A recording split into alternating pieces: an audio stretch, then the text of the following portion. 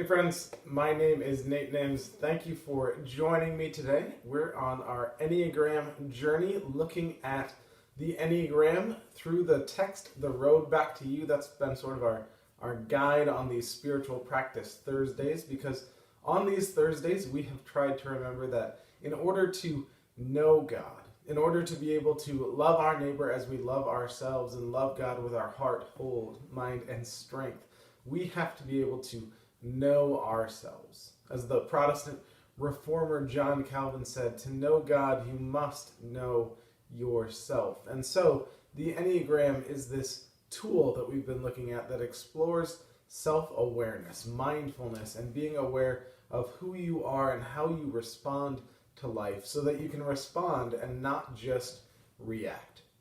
So far, we have looked at two of the triads. We've looked at the gut and the heart, and now we are headed towards the head. As we head into Enneagram 5s, these are personality types with 5, 6, and 7 that when life happens, their first response is typically to think. One way or another, they respond to life in their heads first. And as an Enneagram 5 and as someone that doesn't always like personality typologies, but just honestly, I fell in love with the Enneagram because it made sense to me in a way that Myers-Briggs and DISC and Strength Finders and a whole host of others didn't quite. The Enneagram helped me understand how I shift and move in times of stress and security in a new way, and that's what inspired me to start sharing it with you all. So hopefully you can have a similar experience. So, here's how to gauge if you or if someone you know is an Enneagram 5. Enneagram 5s are persons that think they can take care of themselves and they assume others can do the same. Enneagram 5s usually don't say a lot out loud, but in their heads there's almost always something going on, and sometimes it can be cynical or sarcastic. Enneagram 5s are not party animals. We do not see ourselves as the center of attention, and sometimes in social situations, we are not sure what to say or do. Enneagram 5s typically do not volunteer personal information about themselves, and sometimes if you ask an Enneagram 5 a personal question, they will see it as intrusive instead of inviting and wanting to get to know you. Enneagram 5s need a lot of time alone. Sometimes Enneagram 5s can imagine the amount of energy that they have in their minds and think about what they have to do with other folks. And if that bar of energy is getting too low and they don't think they have enough energy to interact, they will try to find a way to get out of it. Or in those situations, Enneagram 5s will be almost disembodied. We'll be there physically, but our heads can be 10 feet above the ground and we're just observing instead of interacting with you all. 5s cannot understand the sentence, let's just hang out. Because for a 5, we're going to ask the follow-up question, what are we going to do? And if you respond, just hang out, a 5 might say to themselves, that's what we're doing right now, right? Like 5s have that sort of struggle sometimes with large social gatherings or with undefined events. And so we can be happy with a few folks, but large social gatherings where we have to mingle in different crowds, that's not really our thing. Now, every week as we've explored the Enneagram, we've had a cat help to explain what this looks like, and my cat Selena is with me now, so let's welcome the Enneagram 5 cat. If you can't read the hat, it says something like, I prefer space, both physical and personal. And my shirt, matchingly, says, I need space. And I mean that in the same way as this cat means. I need the awe and wonder of space, and I need personal space as well. So, let's talk about healthy 5s. When a 5 is healthy, they can have a long-term perspective. They can see they can see further out, and they can manage their expectations. They can come to terms with what they have to do, with what they need to accomplish, and they find that balance between observation and participation. Often fives are called the investigators. We investigate, we study, we learn, we discover, and that means we spend a lot of time observing rather than engaging with others. But when a five is healthy, they can find that engagement, and they can start to see that they have knowledge and gifts and skills to share. Now, when a five is in an average space, when they're just sort of coasting by, they don't trust that they have the abundance or the skills or the knowledge to really do what they're being asked to do. We'll make sense of this when we get to the deadly sin that fives lived with. But fives, when they are average or when they are unhealthy, can become very stingy with their time, with their energy, with their words. We very carefully manage how much time and how much energy we have to give to others because we're afraid we don't have enough time for ourselves. And that's why unhealthy fives will not depend on anyone for anything. We will just cocoon and completely hold on to ourselves in a sometimes defensive and argumentative way. We will take care of things because we feel like we are the ones that have to take care of things because no one else is being independent, and we are independent to the core. Fives can feel trapped in that and not able to express their independence or their defensiveness, and we can become even more cynical and separated and sarcastic than usual. So that's healthy, generous, long view, not just engaging, or not just observing, but engaging. Average, kind of engaging, but worried about not having enough. And unhealthy, completely defensive, isolated, and alone.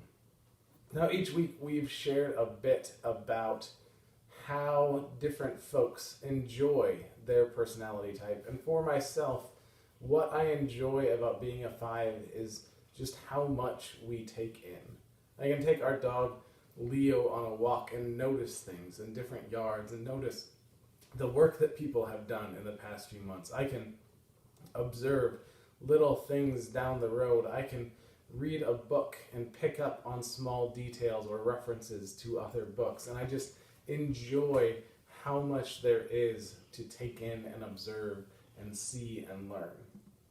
But what I don't enjoy, the thing that is hardest for me as a five, is that I can feel sometimes that I am being invaded.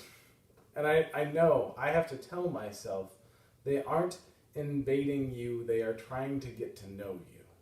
We can feel as if we are being pushed in on sometimes, that folks are trying to chip away at our armor and our protective barrier, because fives, we have a lot of space between us and everyone else, and when someone starts to chip in on that, it can feel as if we're being invaded. And if we are surprised, and if we have one of those unexpected invasions, the initial response, even though feelings don't always come fast to us, we can initially respond with anger and frustration. And we might not express it, but we feel it intensely in that moment.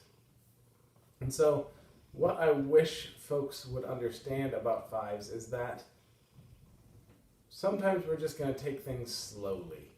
And it's not that we don't want to get to know you and you don't want to, and we don't want to learn more about you and we don't want you to learn more about us, but sometimes we're just going to take things slow and we'll volunteer a few pieces of information at a time.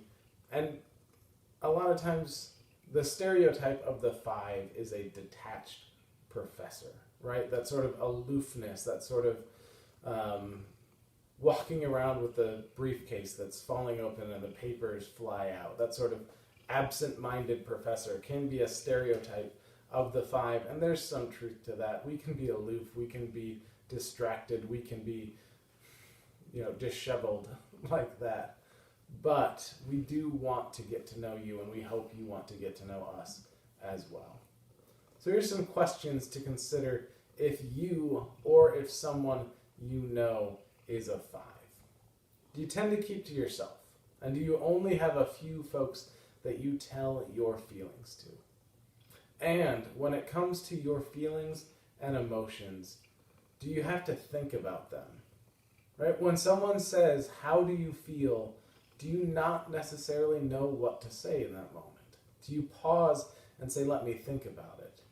And then maybe when something emotional happens in your life, it takes a few days of rumination and thinking for you to finally feel it. And when you embrace those emotions, you'd really rather do that on your own. Do you feel drained if you spend a lot of time in a big social situation? Are you wondering why we're talking about emotions? And frankly, the first time I got to know more about the Enneagram in a seminar with Richard Rohr, I was very nervous because we were going to talk about feelings. We were going to talk about emotions. We were going to talk about getting to know one another. And I thought, this is not the seminar I signed up for. What am I doing here? Right? Like fives when we are in a group, we would rather observe than participate. But if we're going to observe people talk about feelings and emotions, we might get a little nervous every now and then. So those are some ways that 5s sort of see themselves and interact with the world. You can learn more in The Road Back to You or at the EnneagramInstitute.org. We've got that in the descriptions of this. But each week we have been talking about a practice called SNAP. It stands for Stop, Notice, Ask, and Pivot. Now for 5s, stopping is very easy. We can stop and we can think on a dime. It does not take much effort or energy for us to stop. In fact, it is what we prefer to do most often. So stopping is easy for us, but noticing takes a different step, because noticing means noticing our feelings, noticing how we are interacting with the world and not just observing it. And then we have to ask ourselves some questions. We have to ask ourselves, am I standing away from my body? Right? Like, do I imagine that I am observing myself from the ceiling, or am I really engaged with others in this moment?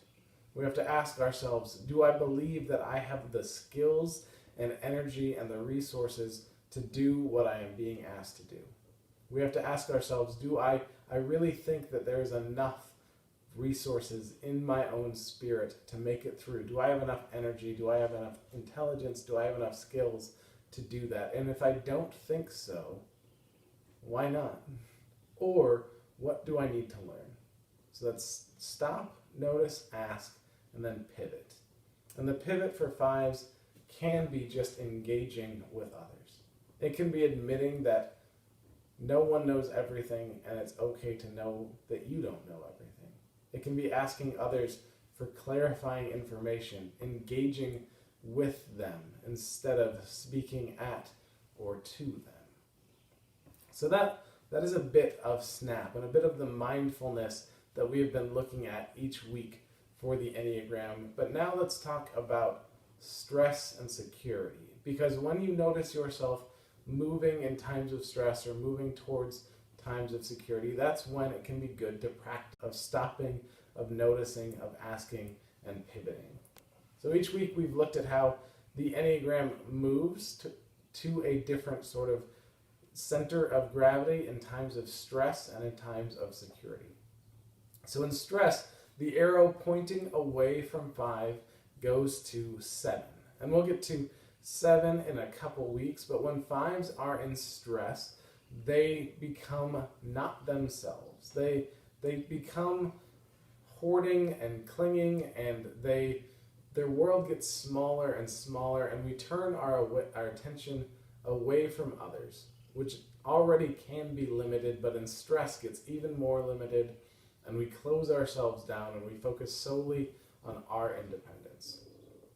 In security, though, we'll move towards the more positive side of 8, where we can embrace our skills and our gifts and our abilities and know that we have something to share.